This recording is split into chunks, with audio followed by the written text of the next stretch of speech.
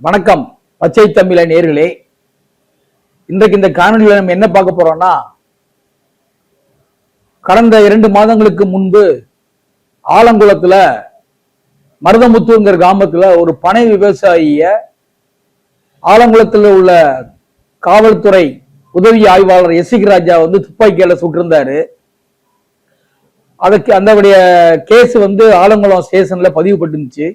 ஆனா அந்த கேஸ்ல தடயங்கள் அளிக்கப்பட்டுரும்.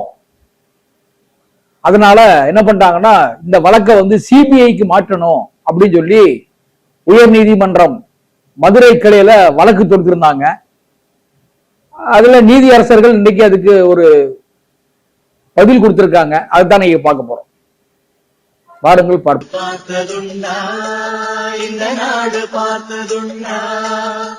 நாடு பார்த்ததுண்டா, இந்த நாடு பார்த்ததும். 2 மாதத்திற்கு முன்பு தென்காசி மாவட்டம் ஆலங்குளம் ஒன்றியத்துக்கு உட்பட்ட மருதமுத்தூர்ங்கிற கிராமத்துல மணிகண்டன் என்ற பனை விவசாயி அவர் கல் இறக்கி விற்பனை செய்யறாரு அப்படிங்கிற விதத்துல ஆலங்குளத்துல உள்ள காவல்துறை ஆய்வாளர் எஸ்சிக் ராஜா ஒரு 3 பேரை அவரு இன்னும் 2 காவல்துறையினரை கூட்டு போயிட்டு அவங்க தோட்டத்துக்கு கூட்டு போய் மரத்துல ஏறி அந்த கலசத்தை அந்த களையத்தை காமி அப்படின்னு சொல்லி அங்க போன சில பிரச்சனைகள் வந்துச்சு. அது நீங்க பார்த்திருப்பீங்க. நம்மளே நிறைய வீடியோ போட்டிருக்கோம்.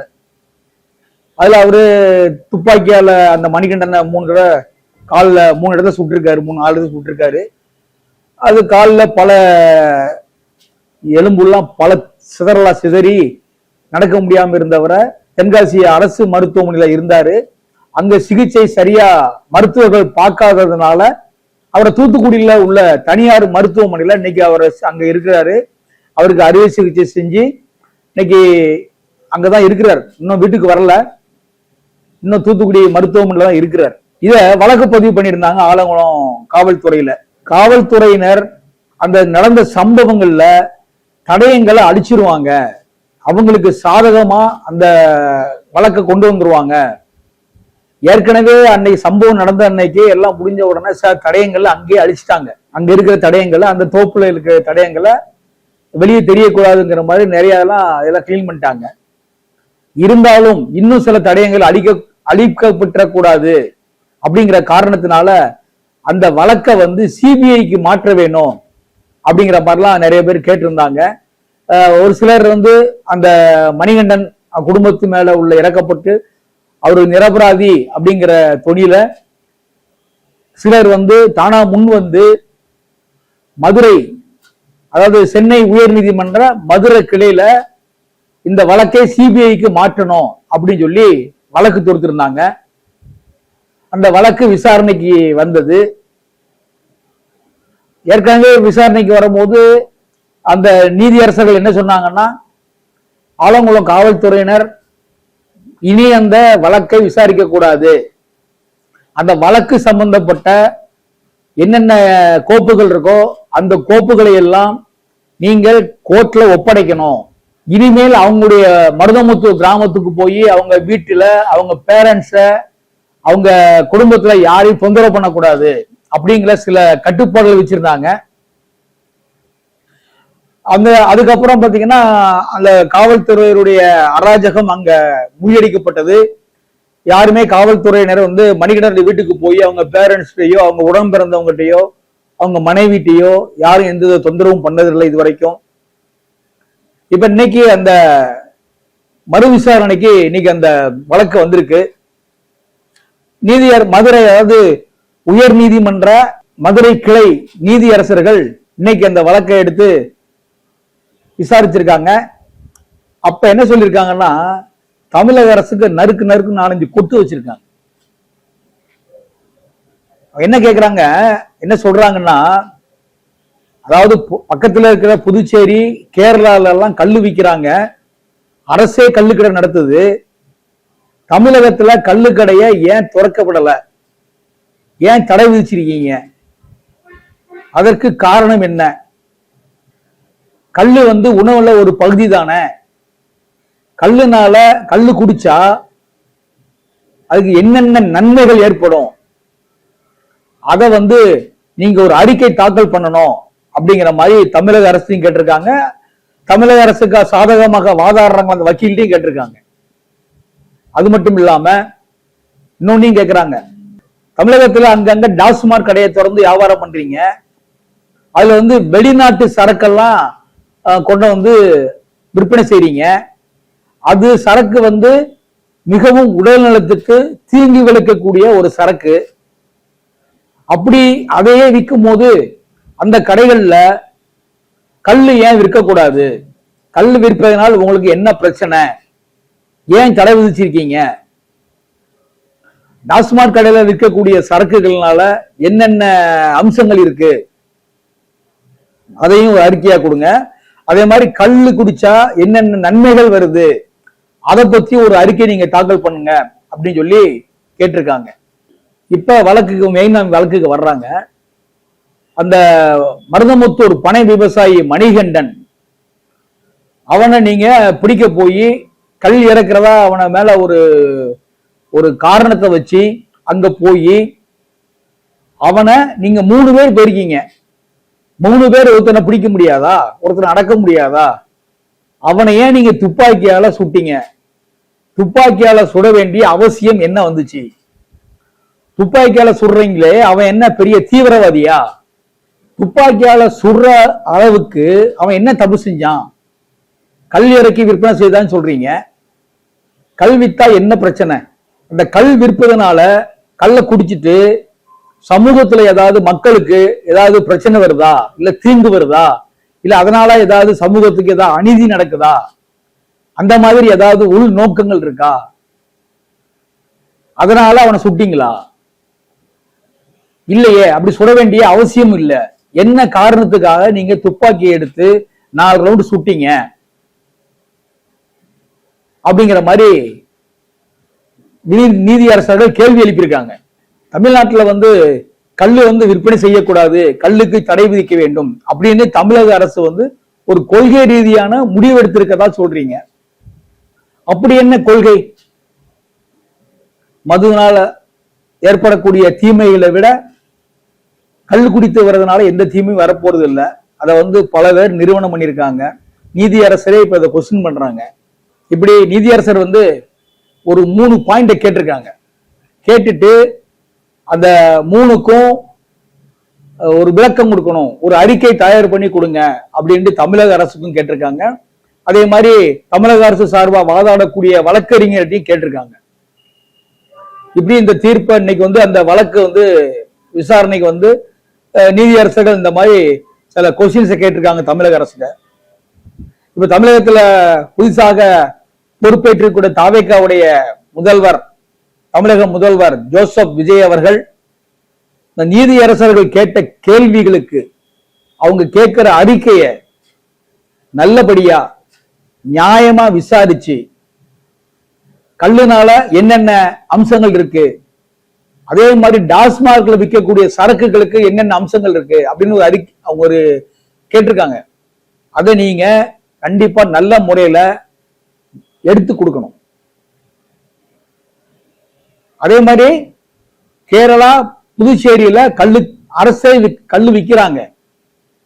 அப்படி இருக்கும்போது தமிழகத்துல ஏன் இதுக்கு தடை விதிக்கிறீங்க? தடை விதிக்க வேண்டிய அவசியம் என்ன வந்துச்சு? இதுக்கு முன்னாடி இருக்கக்கூடிய திராவிட கட்சிகள் எல்லாம் கொள்கை ரீதியா தமிழ்நாட்டுல கல்லு விற்க கூடாது, அது ஒரு தடை செய்யப்பட்ட பொருள் மாதிரி நீங்க அதை ஒரு மாயையை கிரியேட் பண்ணி வச்சிருக்கீங்க. அதை இப்ப இருக்கக்கூடிய புதிய அரசு, தமிழகத்தை ஒரு மாற்றத்தை கொண்டு வரக்கூடிய அரசு, மக்கள் விரும்பக்கூடிய அரசாக செயல்பட்டு கொண்டிருக்கின்ற தாவேக அரசு, இதையெல்லாம் கருத்தில் கொண்டு நீதியரசர்கள் கேட்கக்கூடிய அந்த 3 அம்சங்கள் இருக்கு இல்லையா, அந்த அவங்க கேட்கக்கூடிய தகவல்களை, அந்த அறிக்கையை விரைவிலே நீங்க தயார் செய்து கோர்ட்டுக்கு ஒப்படைக்கணும். அதே மாதிரி அந்த பனை விவசாயி மணிகண்டன் காலில் குண்டடிப்பட்டு மருத்துவமனையில சிகிச்சையில் இருந்துட்டு இருக்காப்புல, அது தனியார் மருத்துவமனையில இருக்காப்புல. அவங்க ஒரு கஷ்டப்பட்ட குடும்பம். அவங்க இப்ப தூத்துக்குடிக்கும் ஆலங்குளத்துக்கும் அவங்க ஊருக்கும் அலைஞ்சிட்டு இருக்காங்க. அவன் என்னால் தொழில் கெட்டு போச்சு, தொழில் பார்க்க முடியாது, இன்னும் 6 மாசம் ஆகுதோ 1 வருஷம் ஆகுதோ அவன் வெளியே வந்து நடமாடி தொழில் பார்க்கறதுக்கு. அவனுக்கு மனைவி குழந்தைகள் இருக்காங்க, அம்மா அப்பா இருக்காங்க, சகோதர சகோதரிகள் இருக்கிறாங்க, ஒரு கூட்டு குடும்பமா இருக்கிறாங்க.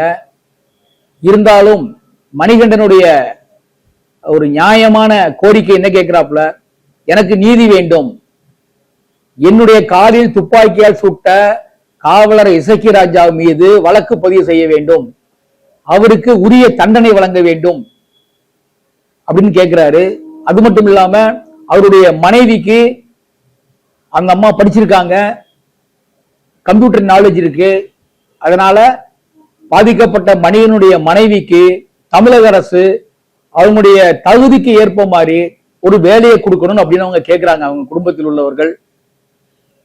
அதை கண்டிப்பாக தமிழக அரசு செஞ்சு கொடுக்கணும். அதே மாதிரி அந்த குடும்பத்திற்கும் அந்த மணிகண்டனுக்கும் நிதி உதவி தேவைப்படுது. தமிழக அரசு அந்த மணிகண்டனுடைய மருத்துவ செலவை முழுக்க ஏற்றுக்கொள்ள வேண்டும். அவங்க குடும்பத்துக்கு தேவையான வாழ்வாதாரத்திற்கு சில வசதிகளை செய்து கொடுக்க வேண்டும். இப்படி அந்த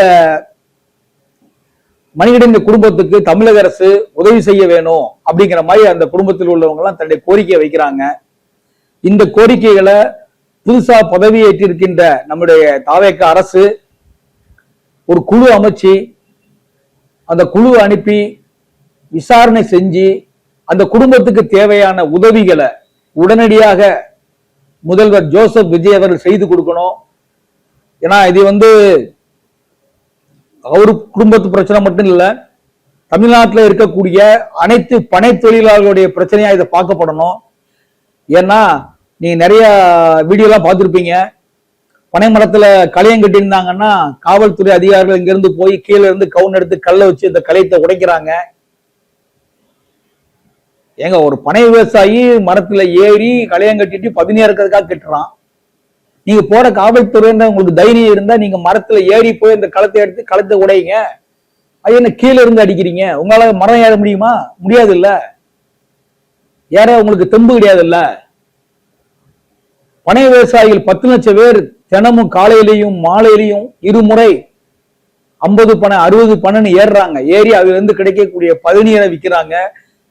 மீதி இல்ல பதநீரை கருப்பட்டியா காய்ச்சி அந்த கருப்பட்டிய வியாபாரம் பண்றாங்க. அதை வர்ற வருமானத்தை வச்சுதான் குடும்பத்தை நடத்துறாங்க, பிள்ளைகளை படிக்க வைக்கிறாங்க, பல குடும்ப தேவைகளை பார்த்துக்கிறாங்க.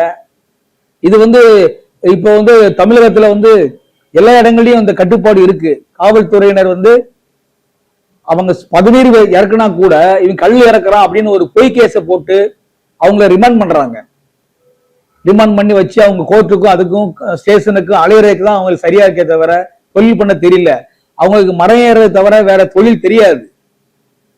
இங்க இல்லைன்னு என்ன பண்றாங்க, குடும்ப பிள்ளைகளை விட்டுட்டு பக்கத்துல இருக்க கேரளாவுக்கும் பாண்டிச்சேரிக்கு ஆந்திரா அங்கெல்லாம் போய் அங்க தங்கி இருந்து தோப்புல தங்கி இருந்து அங்க இருக்கக்கூடிய பனை மரங்கள்ல ஏறி அங்க கல்லை இறக்கி பதநீர் இறக்கி அங்க உள்ள இவங்களுக்கு கொடுத்துட்டு ஒரு கூலி தொழிலாளியுடைய வேலையை பார்த்துட்டு இருக்காங்க. அதனால முதல்வர் அவர்கள் இதை கருத்தில் கொண்டு இங்கே இருக்கக்கூடிய தமிழக விவசாயிகள், அதாவது பனை விவசாயிகளுடைய காக்கப்பட வேண்டும், அவங்களுடைய குடும்பம் வாழ்வாதாரம் கிடைக்கணும். பதநீர் இறக்குனா கூட அவங்களுக்கு ஒரு ஃப்ரீடம் கொடுங்க, ஒரு சுதந்திரம் கொடுங்க. இப்ப எல்லா தொழிலும் சுதந்திரமா இருக்காங்க, பனை தொழிலாளர் வந்து அவங்க சுதந்திரம் இல்லை. அவங்களுக்கு பதநீர் இறக்க முடியல அவங்களால. கல்லோட இறக்கி விற்கலாம், அந்த கல் இறக்கி அவங்களே விற்றுக் கொள்ளக்கூடிய உரிமையை தமிழக அரசு வழங்க வேண்டும். இந்த நீதி அரசர்கள் கேட்ட மாதிரி தமிழகத்திலே கள்ளுக்கடையை ஏன் திறக்கக்கூடாதுன்னு ஒரு கொஸ்டின் வைக்கிறாங்க. அதுதான் எல்லாரும் கேட்கிறாங்க, ஏன் திறக்கக்கூடாது? ஏன் திறந்தா டாஸ்மார்க் வியாபாரம் படுத்துரும். அதனால பழைய திராவிட அரசுகள் வந்து இப்படியே ஒரு கொள்கை ரீதியா முடிவெடுத்துட்டோம்னு இந்த பனை தொழிலாளருடைய வாழ்வாதாரத்தை அமுக்குறாங்க. முக்கியமா பாருங்க, பனை மரம் வந்து தமிழகத்துடைய மரம், தமிழகத்துடைய அரசு மரம், அது பனை. அதிலிருந்து கிடைக்கக்கூடிய பொருட்கள், அடியிலிருந்து நுனி வரைக்கும் பயன்படக்கூடிய பொருள், அதுல கிடைக்கக்கூடிய பதநீராலும் சரி கல்லுனாலும் சரி அதையும் தமிழக அரசு இறக்கி அதை விற்கிறதுக்கு அவங்களுக்கு ஒரு வாழ்வாதாரத்தை ஏற்படுத்தி கொடுக்க வேண்டும் என்று மக்களுடைய சார்பாகவும் பனை தொழிலாளருடைய சார்பாகவும் கேட்டுக்கொள்கிறோம். நன்றி, வணக்கம்.